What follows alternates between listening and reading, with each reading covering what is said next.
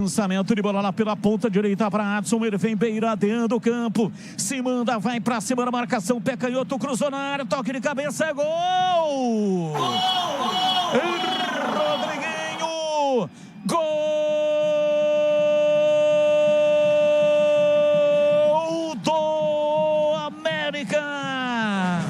Nosso espírito esportivo. Na marca de 41 minutos, etapa primeira, contra-ataque mortal, letal, lançamento pela direita, Adson levou, partiu, desceu na diagonal e meteu o pé canhoto cruzando na área, e aí subiu tocando de cabeça Rodriguinho, a bola morreu no fundo do gol do Guarani, segundo do América, Guarani toma o segundo gol no estádio Independência. América 2, Guarani 0. E o detalhe do gol é seu Vladimir Catarino. Que coisa, né? Um lance que nasceu a partir de um ataque do Guarani, no cruzamento do escanteio. Tirou a defesa do América e o lançamento foi perfeito pro Adson lá na lateral direita, foi pra ponta. Fez o cruzamento certeiro na cabeça do Rodriguinho, que mandou pro fundo das redes. Comemora o Lisca, comemora o Coelho, o América amplia 2-0.